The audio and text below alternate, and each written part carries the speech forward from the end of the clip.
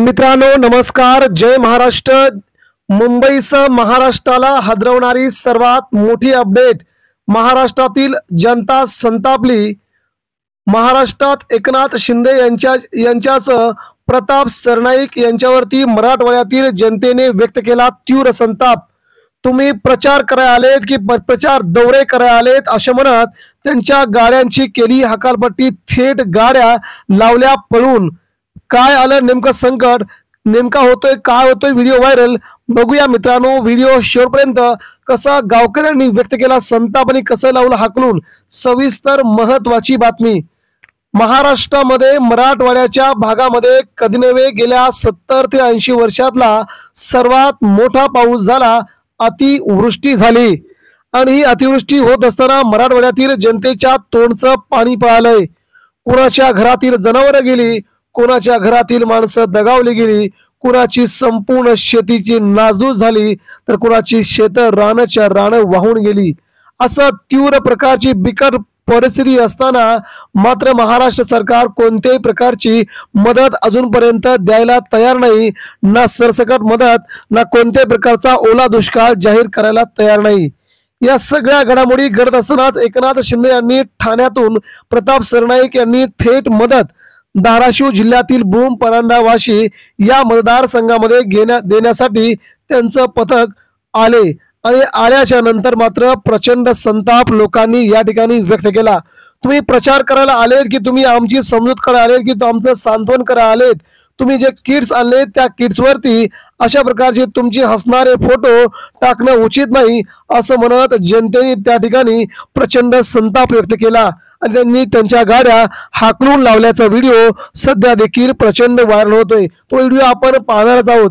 तत्पूर्वी मित्रांनो, सोशल मीडियावरती विश्वंभर चौधरी पत्रकारांनी थेट एकनाथ शिंदे यांच्यावरती प्रताप सरनाईक यांच्यावरती जोरदार टीका केल्याचं सध्या आपल्याला समजतंय। त्यांनी नेमकं काय म्हटलंय, हद्द झाली, एकनाथ शिंदे आणि प्रताप सरनाईकांनी सगळ्या मर्यादा ओलांडल्या।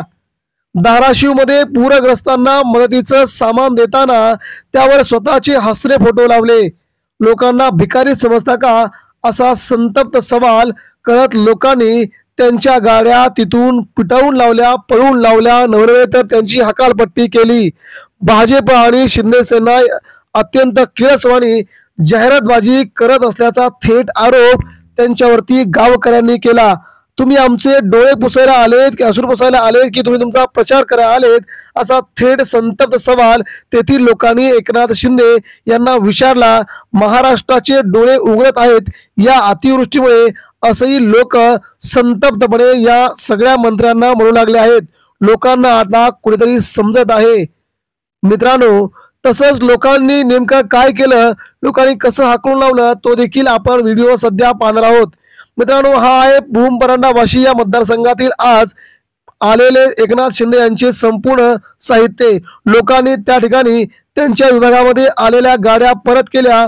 आमचं सगळं गेलं असताना तुम्ही अशी अर्धवट आम्हाला देणारी मदत नको आहे, त्यावरती तुमचे हसरे फोटो आम्हाला नको आहेत, तुमचे फोटो लावायची काय गरज होती, असा थेट सवाल करत त्यांनी त्या गाड्या गावात आल्या होत्या त्या गाड्यांना पळून लावलं, पिटाळून लावलं।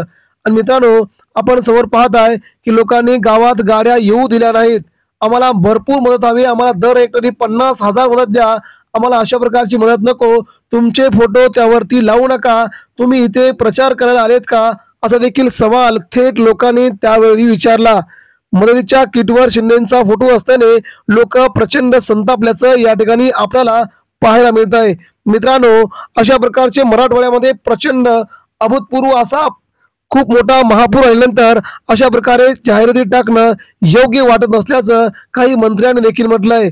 काही लोकांनी देखील म्हटलंय की असे फोटो टाका, काही टाका, परंतु जनतेपर्यंत मदत पोहोचली पाहिजे, हे तुम्ही करा, असं देखील म्हटलंय मित्रांनो। या गोष्टीशी आपण सहमत आहात का की महाराष्ट्रामध्ये एखाद्या खूप गरजू लोकांपर्यंत मदत पोहोचवायची आहे, त्यांना खूप मोठा फटका बसलाय, त्यांच्यावरती खूप मोठं संकट आलंय, अशा वेळी आपण त्या किट वरती फोटो टाकून सगळीकडे मिरवणार का, या मताशी आपण सहमत असाल तर नक्की आपल्या प्रतिक्रिया आमच्यापर्यंत पोहोचवा।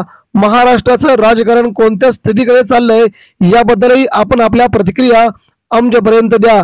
मित्रांनो, यावरती आपण नक्कीच प्रतिक्रिया द्या. महाराष्ट्रात या अशा संपूर्ण लोकांना आपण मदतीचा हात पुढे करा, एवढी आपल्याला विनंती आहे.